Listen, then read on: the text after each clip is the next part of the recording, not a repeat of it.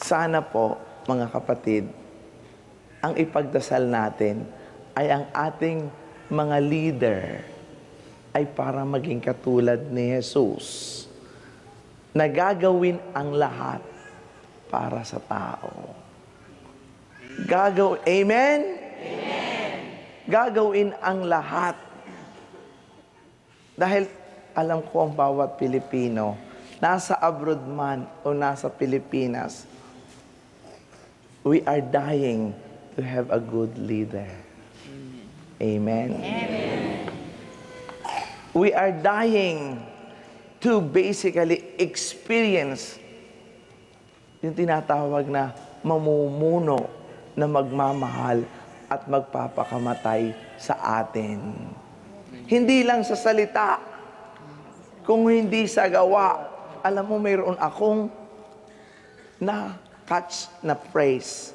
Ang sabi daw ng mga politician ay ito: nangako na nga ako. Gagawin ko pa ba naman sa inyo yan? Meaning, pinangako na nga sa inyo, so don't expect them na gagawin. But that's not a qualification of a good leader. A good leader listens. Nakikinig sa pangangailangan ng tao. You know, my dear sisters and brothers, in this healing ministry, I learned something. Especially right now that I'm on television, and many people are listening and watching television, and they're telling me they experience healing. Nakaka-heal ang Diyos ngayon, even through their cell phone. That's why everywhere I go and I'm praying with people, ang daladala nila, cellphone. I thought they're giving me their cell phone. Yung pala, Father, can you please pray over the cell phone? Sabi ko, okay.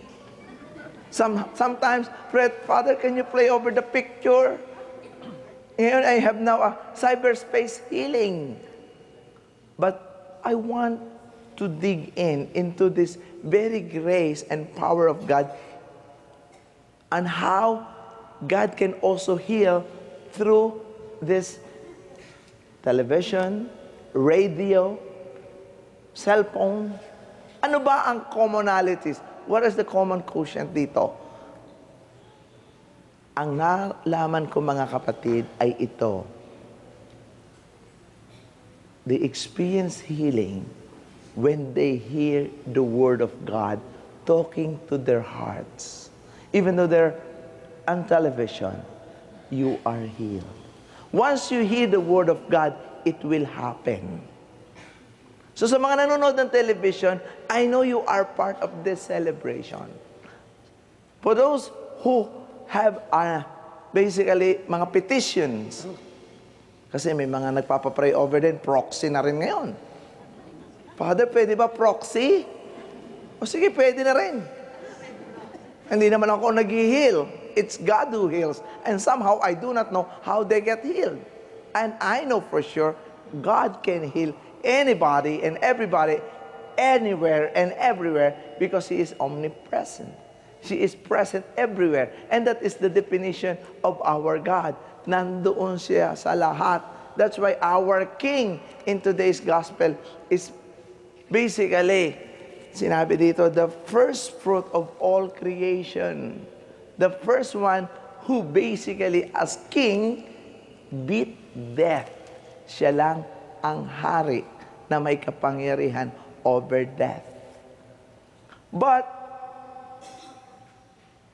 at the end of the day, ang sasabihin ng Diyos for those who got healed ay ito. My dear sisters and brothers, I was hungry. You gave me no food. I'm thirsty. You gave me no drink. As strangers, you never welcomed me. Naked, you never clothed me. I'm in prison. You never visited me. I'm in the hospital and ill. You never cared for me. So anong ini-expect sa atin ng Diyos? Kinakailangan po tayo ay integrated, holistic. Meaning our care, ang atin po sanang pagmamahal sa Diyos ay maipakita natin sa gawa. Yun po ang aking sinasabi lagi. If this ministry will not lead people to salvation, God, take this out away from me. Because there's no magic in this healing ministry. It's not my touch that heals. I keep on saying, it's the Eucharistic celebration. That's why it is a healing Eucharist. It's the Word of God. It's the body of Jesus. And minsan tinatanong pa ng tao, Father, hindi ba ako nagaling dahil wala akong faith? Sabi ko, hindi ko alam. I cannot judge you naman. Minsan may mga bait-baitan, may mga simba ng simba, kakatapos namang sumimba, matapang pa rin, chismosa pa rin, masungit pa rin. But the bottom line, sa mga gustong gumaling, for those who wants to experience healing, the bottom line is this. God wants you all to be healed. Amen? Palakpakan natin ng Diyos. Gusto daw ng Diyos tayong lahat gumaling. Why God wants us all to be healed? Bakit gusto ng Diyos gumaling ang bawat isang may sakit kahit yung nasa television? He is expecting that for those who will experience healing, you will share the good news to everybody. Isi-share nyo na ngayon, hindi ang tungkol sa buhay ng may buhay. Alam mo, minsan ang tao, wala na sigurong ma-share. Ang isi-share na lang kung ano yung buhay ng may buhay. Ngayon, ang isi-share natin is good news. Ano ang good news? That our God heals. Our God cares. Our God loves you. Amen. Amen. Ito si nanay, sabi ko, bakit kaya si nanay pag tumatawa nakaganito? Yung pala walang ngipin. Sana bigyan kayo ni Lord ng ngipin ngayong Pasko. I will never forget this lady.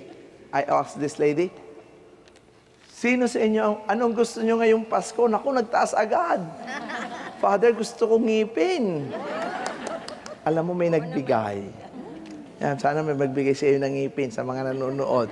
But my dear sisters and brothers, in today's Eucharistic celebration, God wants to remind you all that He is the Good Shepherd. Because He is a Good Shepherd, ibibigay sa inyo ang lahat ninyong pangangailangan.